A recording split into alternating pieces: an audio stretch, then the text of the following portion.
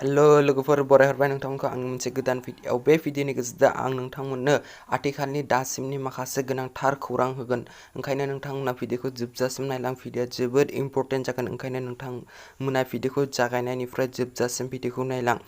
जागायनायनि सिगां जुदि नोंथांमोना दासिमबो आंनि बे चेनेलखौ साबस्क्राइब खालामाखैब्ला प्लिज साबस्क्राइब खालामना ला गाहायाव साबस्क्राइब बाटन दं प्लिज साबस्क्राइब खालामना ला साबस्क्राइब खालामखांनायनि उनाव बेल आइकनखौ थुनानै अलआव सेलेक्ट खालामना लायोब्लानो जाबाय थोदो लोगोफोर अब्ला भिडिअखौ जागायनोसै जों बयबो मिथिखागौ जे पाबजि गेमनि सोमोन्दै पाबजि गेमा ओरैबादि साग्लोबबाय जाय उन्दै उन्दै गथ'फोरखौ जाय फरायफुनाय गथ'फोरखौबो फरायनो गोसो गैयै खालामना होबाय फरायनायाव एसेबो गोसो गैयै खालामना होबाय गेम खालि पाबजि गेमल' गेलेना थानो गोसो जायो सोरबा पाबजि गेमनि थाखायनो सोरबा थैलांदों सोरबा बिमा बिफाजों बुलायदों सोरबा गावनि लेखा फरा गासैखौबो गारलायदों बेनि थाखायनो पाकिस्ताना एडभान्सयैनो पाबजि गेमखौ गावसोरनि काउन्ट्रियाव बेन खालामना होबाय जोंनि भारतआवबो दा गोबां मानसिफोरा पाबजि गेमखौ बेन खालामनो थाखाय पाबजि मबाइल गेमखौ बेन खालामनो थाखाय जोंनि भारतआव दाबि खालामदों गोबां सुबुंफोरानो नोंथाङा मा सानो नोंथांनि बिबुंथिया मा बे पाबजि गेमनि सोमोन्दै बेन खालामनांगौ ना खालामनाङा नोंथांमोना कमेन्ट खालामना बुंहरबानो जाबाय डिफेन्सआव मावनाय जाय सुबुंफोर मावगासिनो दं बिथांमोना फेसबुक आरो इन्स्टाग्राम बाहायनो मोननाय नङा होनदों जुदि फेसबुक आरो इन्स्टाग्रामखौ डिलिट खालामा अब्ला साख्रिनिफ्राय फैनांगोन होनना बुंदों साख्रि गारनानै फैनो नांगोन होननानै बुंदों बेखौ राज्य सभानि गाहाय मन्थ्रिया फोरमायदों आरो आर्मि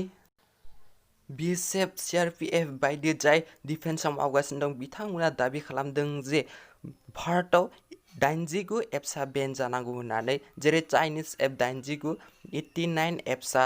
बेन जानांगौ होननानै बुंदों बेनि गेजेराव पाबजिआ नाम्बार 1आव दङ पाबजिखौबो बेन खालामनांगौ होनना बुंदों ओरैनो दाखालि बै साननैसोआवनो खालामनाय 59 एप्सखौ बेन खालामनानै होखाबाय दा बिथांमोना दाबि खालामदों जे 89 एप्सखौ बेन खालामनांगौ होननानै बिथांनि जोंनि बर'निनो आगोमा जोहोलाव जाय एनडिबिनि बारग' आफादगिरि रन्जन दैमारि बिथांखौ रिलिज होनाय जाबाय साननैसो सिगाङावनो बिथांखौ कर'ना भाइरास पजिटिभ मोननानै बिथांखौ हस्पिटालाव ट्रिटमेन्ट खालामनो थाखाय लाना थांदोंमोन बेनिनो मैया बिथांखौ रिलिज होनाय जाबाय बिथांखौ मैया खनसे टेस्ट खालामना नायदोंमोन अब्ला बिथांनि देहानिफ्राय नेगेटिभ मोननो हादों जाय जोबोद मोजां जोंनि थाखाय बिथाङा दा जोंनि गेजेराव मोजाङै जाबाय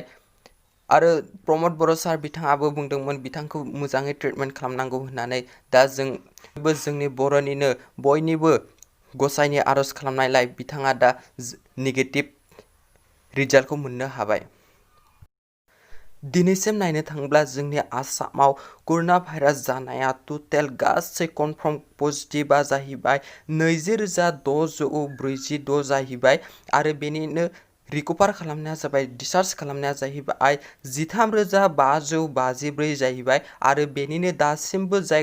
एक्टिभ जानाय कर'ना भाइरासजों साग्लोबसारना थानाय देहायाव दासिमबो दङ 7,039 सुबुंनाव दासिमबो एक्टिभ जानानै दङ आरो बेनिनो जोंनि गेजेराव दुखुनांथावसिनानो जाबाय 50 सुबुङा कर'ना भाइरासजों थैनो गोनां जाबाय आरो मार्गेट खालामना होबाय साथामखौ आसा खालामो नोंथांमोना भिडिअखौ मोजां मोनबाय भिडिअखौ मोजां नांदोंब्ला प्लिज अन्नानै नोंथाङा चेनेलाव गोदानै फैदोंब्ला चेनेलखौ साबस्क्राइब खालामनो दाबाव आरो